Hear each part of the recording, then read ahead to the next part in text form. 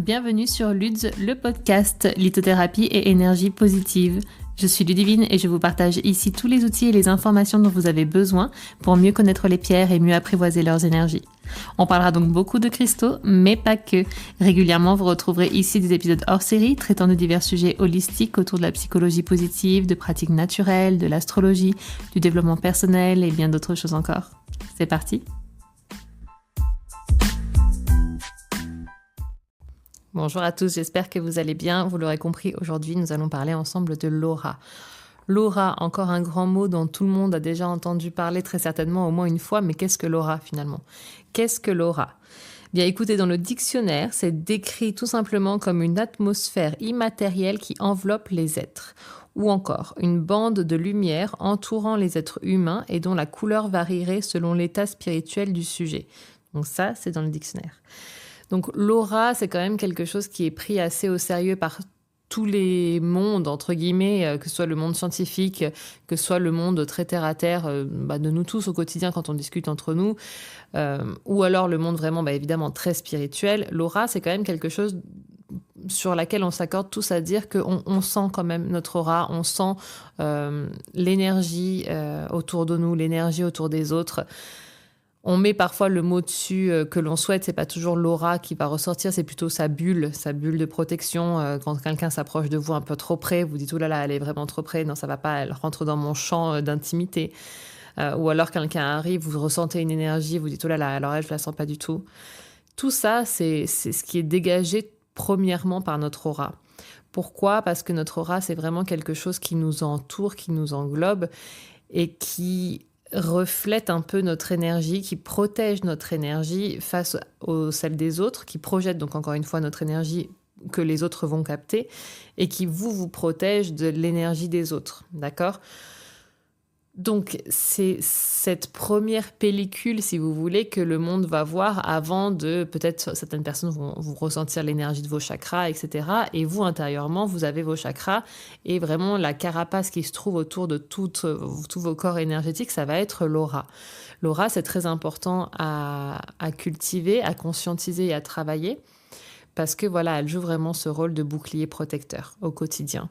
Autant protecteur de ce qui est à l'intérieur, donc de vos énergies. Donc, elle joue un rôle primordial dans l'élévation de votre énergie globale.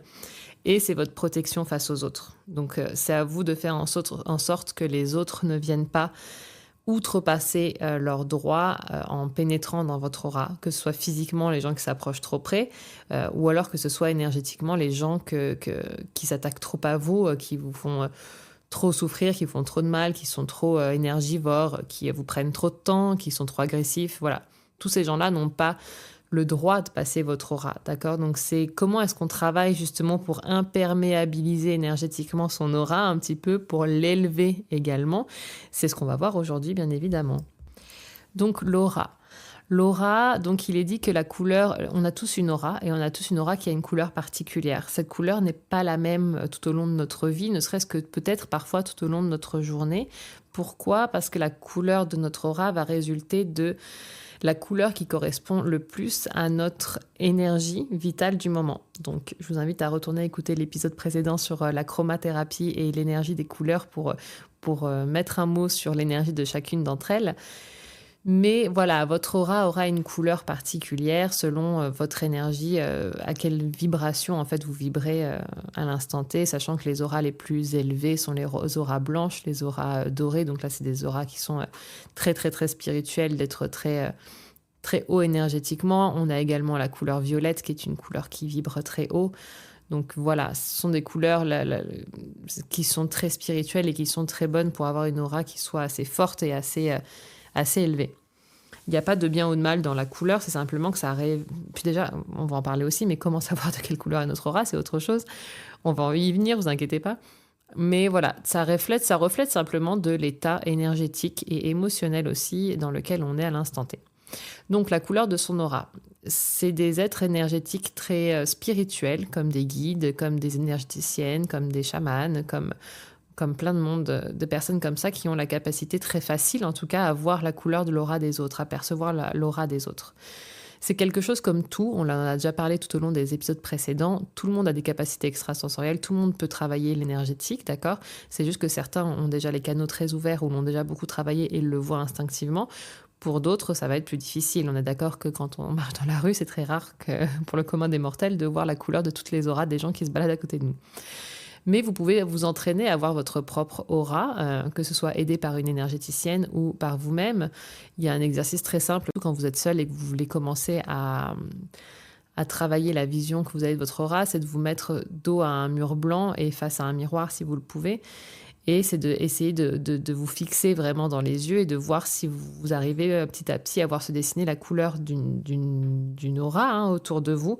Donc pourquoi devant un mur blanc? Parce que c'est ce qui est le plus facile pour laisser apparaître la couleur. S'il y a une couleur, évidemment, si vous êtes un être très spirituel, ça sera blanc, ça sera peut-être plus difficile pour vous de la voir, mais normalement, si votre aura est blanche, vous la voyez déjà.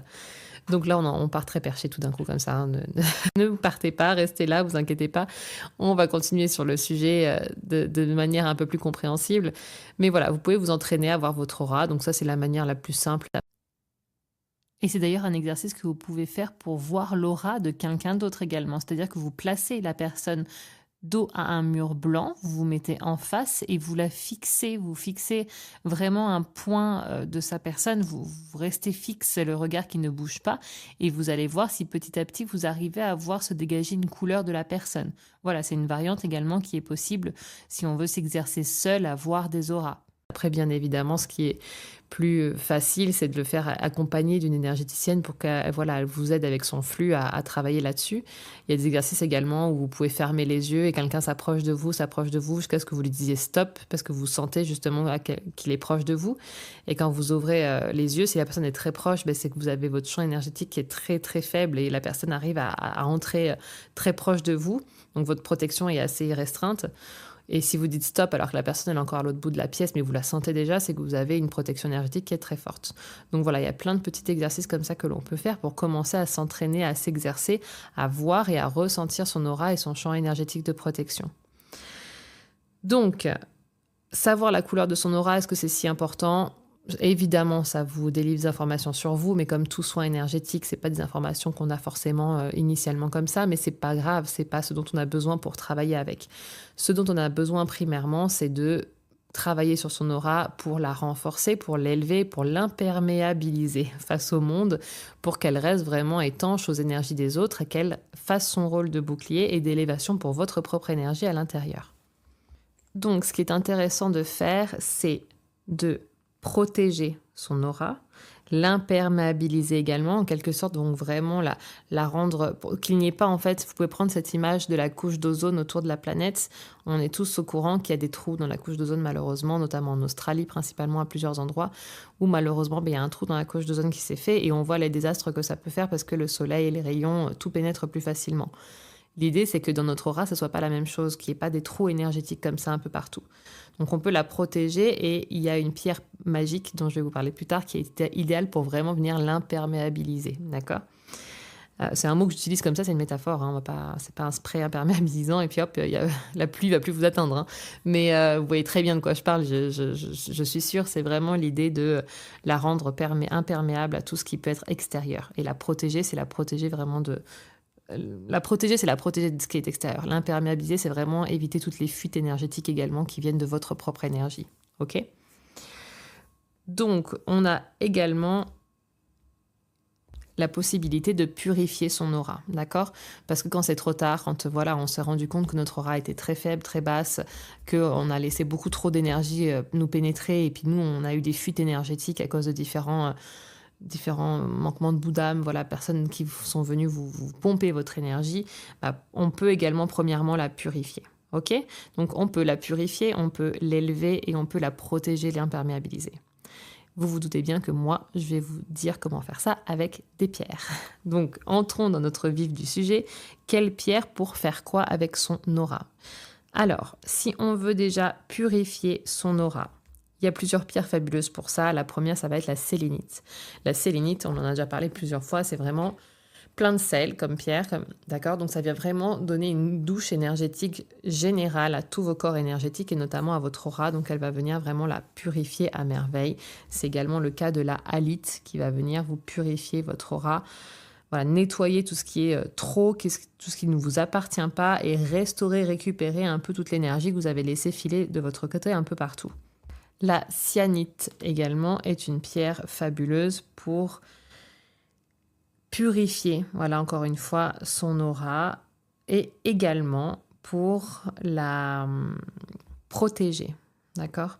Donc la cyanite va venir la purifier et la protéger. Pourquoi? Parce qu'on a plusieurs couleurs de cyanite. Déjà, vous avez la cyanite bleue, la cyanite verte. La cyanite bleue et verte, si on a de la chance, donc qui combinent les deux, qui elles vont être très bonnes pour purifier votre aura. Et on a la cyanite noire qui va être merveilleuse pour la protéger, qui va venir l'englober comme ça et va vraiment la protéger à merveille. Autre pierre fabuleuse pour la protéger va être le grenat.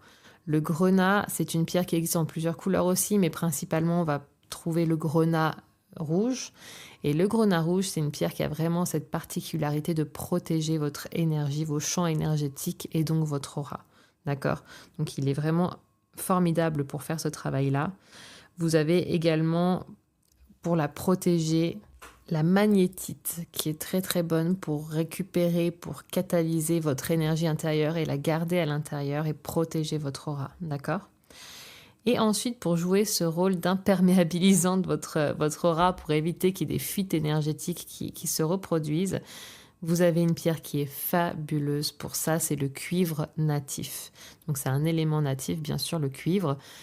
Et le cuivre, il a des multiples vertus. C'est vraiment un minéral que j'apprécie énormément. Mais pour ce qui nous intéresse ici aujourd'hui, c'est un minéral parfait pour protéger, imperméabiliser votre aura et élever son énergie. Vraiment, c'est un peu le tout en un parce que voilà, encore une fois, il élève votre énergie, il purifie tout ça et il protège.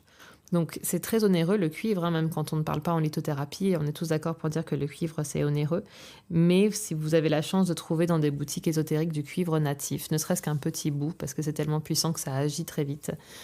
Voilà, le cuivre natif c'est fabuleux pour travailler sur son aura de A à Z.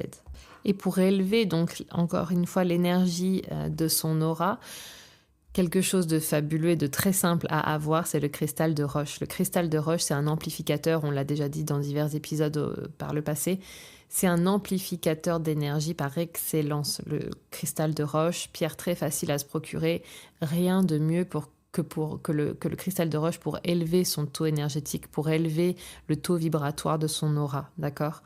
Donc ce qui est idéal, comme c'est une pierre qui est peu onéreuse et facile à trouver, c'est d'avoir au moins 2 morceaux assez conséquents de cristal de roche et de pouvoir en tenir un dans chacune des mains en méditation ou voilà, simplement en fermant les yeux pour voir l'énergie globale de son corps se répandre un peu partout, s'homogénéiser et s'élever, élever son taux vibratoire et ainsi élever le taux vibratoire de notre aura. D'accord? Quartz, cristal de roche, idéal pour ça. Donc, on a dit plusieurs pierres pour protéger, imperméabiliser son aura, plusieurs pierres pour venir élever son énergie et quelques pierres également pour la purifier. D'accord? Maintenant, comment faire? Écoutez, encore une fois, la méditation est la meilleure de vos alliés dans toutes vos pratiques, de toute façon. Mais l'idée, voilà, c'est de prendre la pierre que vous avez choisie et de fermer les yeux quelques instants avec elle et de voir votre énergie soit se restaurer, soit se purifier, soit s'élever, soit se protéger, vraiment.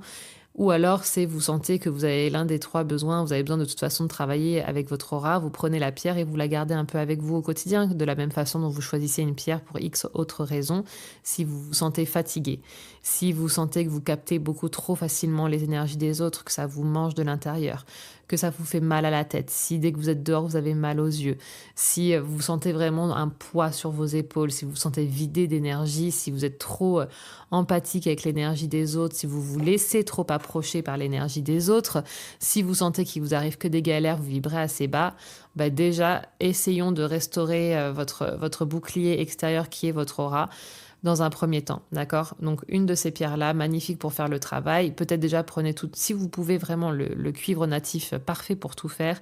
Sinon, essayez de prendre une pierre qui va vous protéger, comme la cyanite noire, et élever votre taux énergétique comme le cristal de roche pour, voilà, venir un petit peu faire le travail le travail de débroussaillage premier. Et quand on sent que ça va un peu mieux, là, on va regarder pourquoi est-ce qu'on a laissé notre aura baisser énergétiquement comme ça. Pourquoi est-ce qu'on s'est laissé dévorer par l'énergie des autres? Pourquoi on a trop donné la nôtre? Et là, on va voir quel autre centre énergétique est peut-être aussi déréglé et qu'est-ce qu'on va avoir besoin de travailler de manière plus ciblée par la suite avec un chakra, avec une émotion, avec une problématique.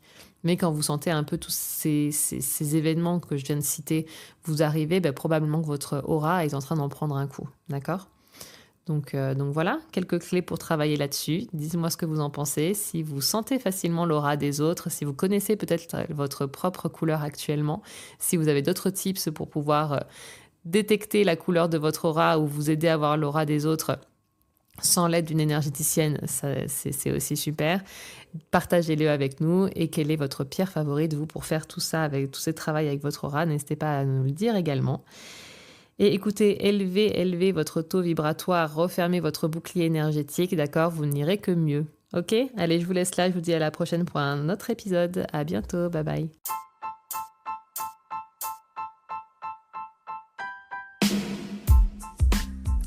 Après chaque épisode ou de manière générale, n'hésitez pas à laisser un commentaire avec vos avis, vos retours, vos questions et éventuellement les sujets que vous aimeriez que nous traitions ensemble.